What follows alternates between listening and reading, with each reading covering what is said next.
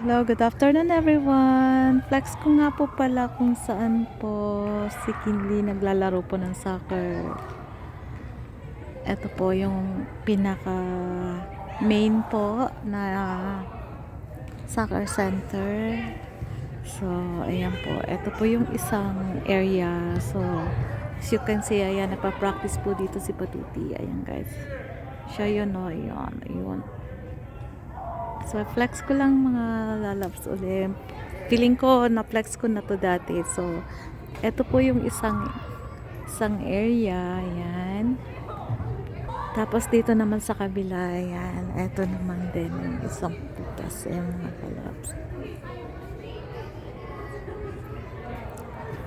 Ayan. So, lalakad tayo doon mga lalabs. Lilibot ko uli kayo.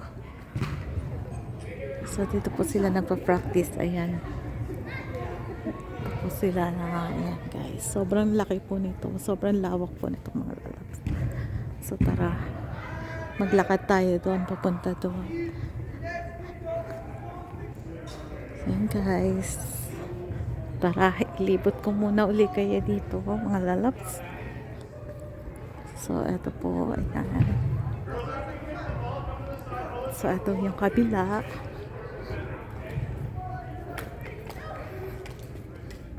So, ayan. Eto guys. Meron dito. Meron doon. At meron doon. At meron pa po doon sa kabila po yung hardcore. Ayan mga lalabs. So, ito guys. So, may naglalaro dito. I think practice din nila. So, bukas po yung games. So, dito sinapatuti. Ayan guys. Sobrang lawak nitong mga lalabs. So, ayan.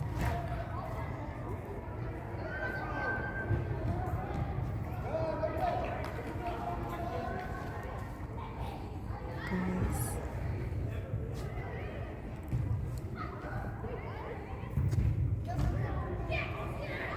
And kung lalakad tayo doon sa kabilang area po, doon yung hardcourt.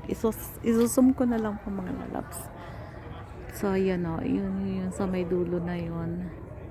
Zoom pa natin kung kaya pa natin ma-zoom. Ayan guys.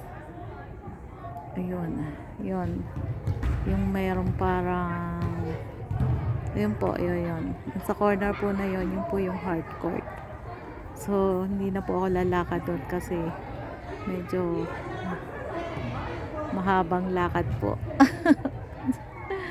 Napagod na ako sa work kanina mga lalab. So, ayan. I-show ko na lang po. Ito po yung 1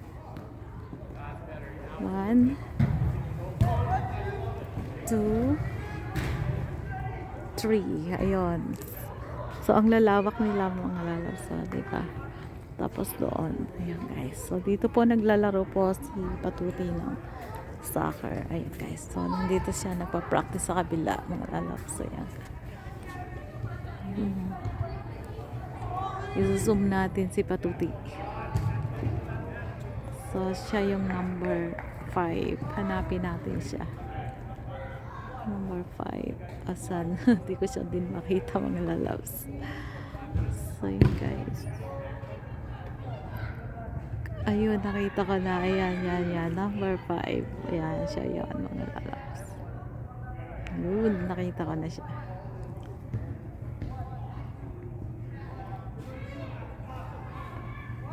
So, ayan guys. Sobrang lawak po nito. So, pag during winter, indoor games po. Tapos, pagka summer, doon naman sa labas and kung saan saang area po.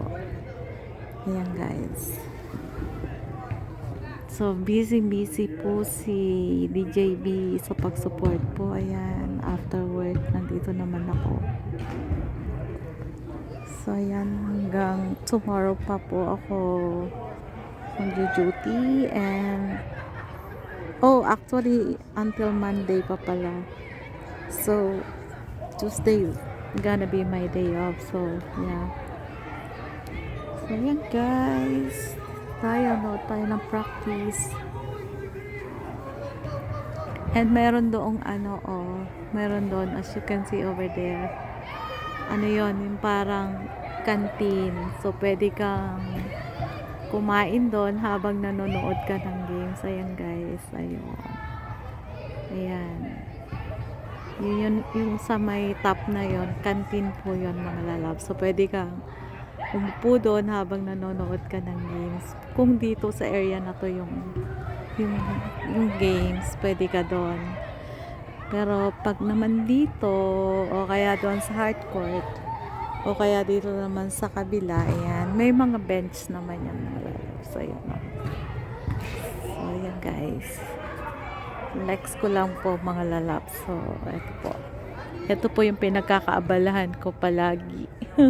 After work, kailangan ko mag-support sa soccer games o kaya sa swimming lesson. So, ayan. Dito sa kabila, meron din yan, guys. So, sobrang lawak nito mga lalabs. So, yan po. Na-flex ko lang uli. I think na-flex ko na to last year. So, na-flex ko lang uli. Ayan, guys. So, during summer, madalas sa labas nyo kami nakikita. Pero since winter na, so ito, indoor games na po sila mga lalabs. So, yan po muna. Thank you for watching mga lalabs. And hopefully, makita-kita ulit tayo sa susunod ka po aling mga videos. Ayan guys. Thank you guys.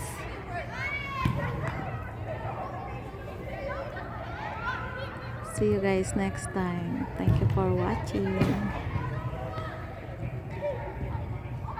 God bless you all.